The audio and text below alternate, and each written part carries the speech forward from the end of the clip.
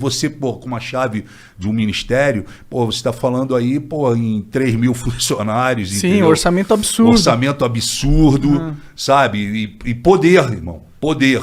O poder é muito forte, cara. Foi por isso que você rompeu com o Bolsonaro? Cara, todo mundo... assim, eu falo pra você que eu me arrependi muito, né, de ter lutado tanto para a chegada do Bolsonaro na presidência. As pessoas me criticam, falam, porra, mas tu não pode ser, um cara como você não pode ter sido tão ingênuo assim, Frota, a ponto de não ter visto antes o que ia acontecer e etc e tal. Mas eu mergulhei de coração na parada, porque eu achei que naquele momento ele ia realmente... Porra, fazer uma asepsia na política, ia mudar a situação, a gente ia conseguir respirar de vários outros governos que já vinham. E eu não tive assim uma briga com ele.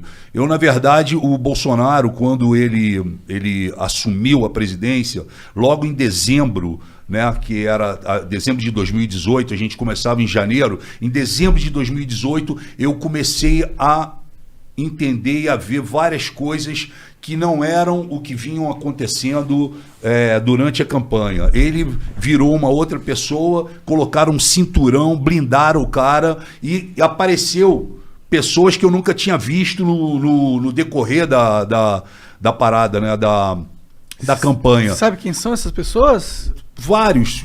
Apareceu um monte de militar, apareceu um monte de cara de terno, apareceu gente de tudo que foi lado e blindaram o Bolsonaro. E a cena marcante, onde eu comecei a ficar, sabe, assim, pensando, foi quando eu estava no Banco do Brasil, onde foi a transição do governo Temer para o governo Bolsonaro.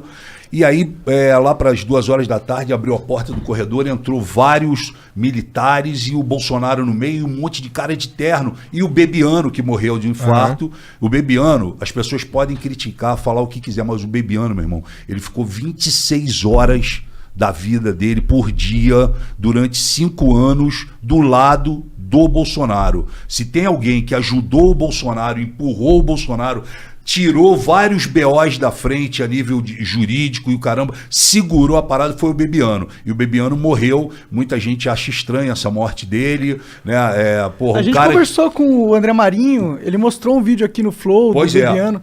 Um cara forte pra caralho, grande, entendeu? E aí, pô, eu encontro o Bebiano, aquelas pessoas todas que foram entrando por umas salas. Era um corredor enorme, todo mundo entrou e ficou o Bebiano parado no corredor. Aí eu cheguei pro Bebiano e falei, e aí, Bebiano, tá tranquilo? Ele falou, tô. Falei, pô, e aí, onde que é a tua sala? Ele falou, pô, não tem sala. Eu falei, como tu não tem sala? Ele falou, pô, eu não tenho sala e não sei o que eu vou fazer ainda no governo. Tu acredita, Frota? Eu falei, pô, não acredito. Pra mim, tu ia ser o cara, pô, tu ia ser o líbero da parada. Tu ajudou o cara a sentar nessa cadeira. Pra mim, tu era o líbero. Tu não precisava nem ter cargo. Sim, tu era o cara que ia chegar, Bolsonaro, é o seguinte, estou precisando coordenador disso, ali. Um coordenador, né? Ele falou, pois é, mas não tenho. E eu tô achando muito estranho as coisas, Frota, porque começaram a me tirar de reuniões, eu não sei para onde eu vou, sabe? Aí tentaram acochambrar ele ali na Secretaria-Geral da Presidência, enfim. Mas qual que era o problema com o Bebiano em si? Eu não sei qual foi o problema com o Bebiano. Entendi. Só o que eu senti foi o seguinte, irmão, se você corre junto uma temporada e você ganha, porra, você tem que comemorar junto. Com você certeza. não pode largar um cara como o Bebiano sem sala. Isso para mim foi muito marcante. E acendeu uma luz. E fora outras coisas que eu vim vendo. Mas aí quando chegou em janeiro, o Bolsonaro me chama e fala assim, ô Frota, o Temer, através do Onyx Lorenzoni, pediu a cota dele no nosso governo, que é justamente um ministério, uma secretaria. Como o Bolsonaro se vinga da classe artística por causa daquele hashtag ele não, que a Daniela Mercury foi uma das que comandou aquilo, e vários outros artistas, e os artistas foram contra a eleição dele, o Bolsonaro se vinga da classe cultural. Então o que ele fez? Ele, assim que ele assumiu, que ele sentou na cadeira, ele tirou o Ministério da Cultura e transformou numa Secretaria de Cultura. Ele já diminuiu ali. E aí, como o Temer tinha pedido ao Onyx uma fatia, Bolsonaro chegou para mim, e eu tenho gravado isso, que dia eu posso até mandar para vocês.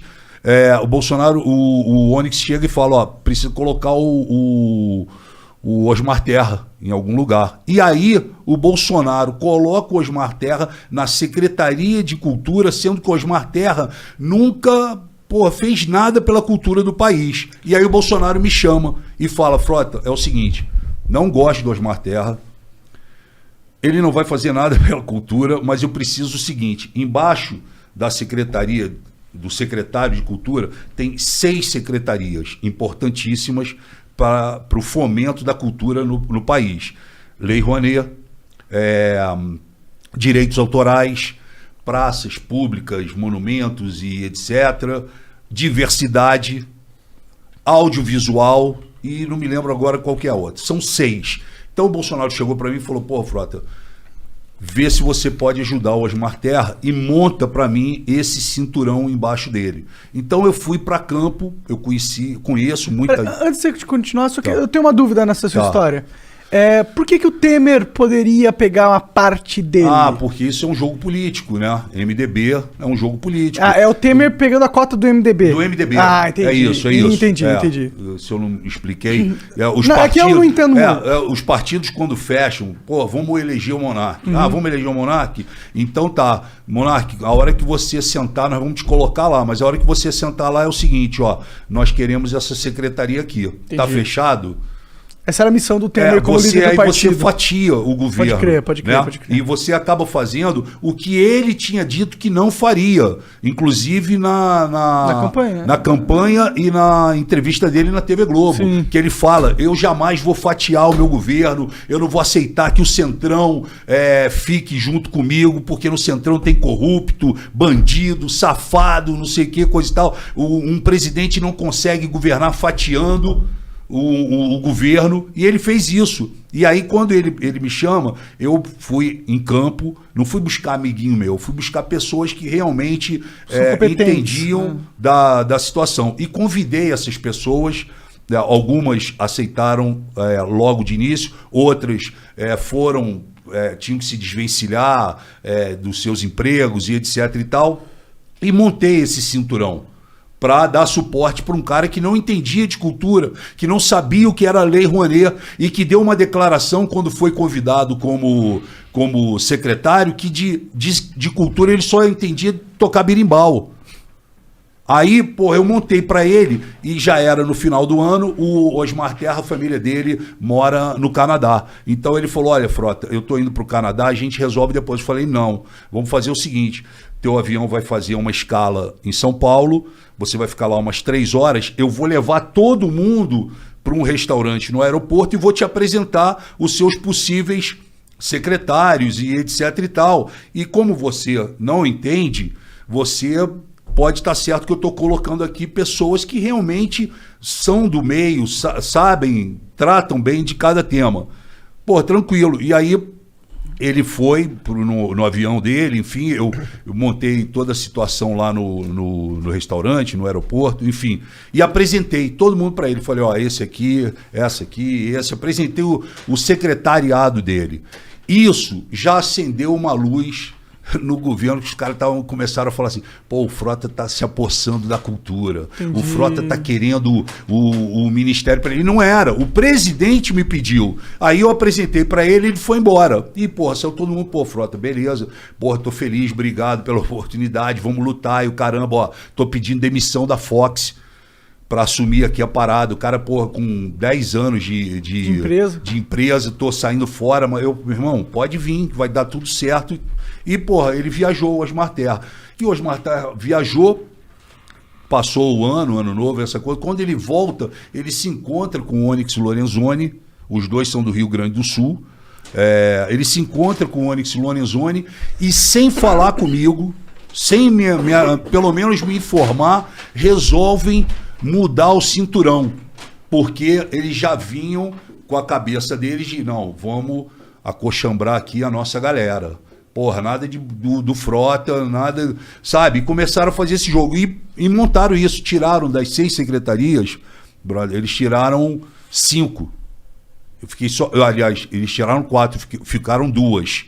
A de audiovisual e a de direitos autorais, o Maurício Braga. Eu falei: cara, isso não tá certo. As pessoas saíram dos seus empregos. Pô, o cara tava ninguém chegando em Brasília já, pô, tô procurando flat aqui pra morar. Porra, mas ninguém ainda me ligou pra fazer crachá, ninguém me ligou. Não, vai ligar, calma. E aí, de repente, eu vejo no jornal, fui informado pelos jornais, que, porra, tava montado uma outra pá, vamos chamar assim. Aí eu fiquei puto com isso, obviamente, fui direto no Bolsonaro para falar com ele. Aí que eu cheguei no Bolsonaro, o Bolsonaro virou para mim e simplesmente falou: ó, não quero saber, irmão, isso daí é problema teu, porra, não vou arrumar confusão, Frota, pelo amor de Deus. Falei, caralho, como pelo amor de Deus? Você pediu para eu montar uma parada, eu tirei as pessoas, botei as pessoas aqui e agora você me fala, pelo amor de Deus? Não, porra.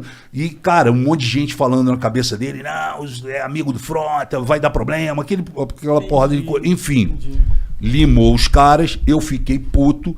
Porra, a primeira oportunidade que eu tive, eu fui pro plenário, meu irmão, peguei o microfone e soquei forte o Onyx Lorenzoni. Chamei de safado, vagabundo, que não poderia ter feito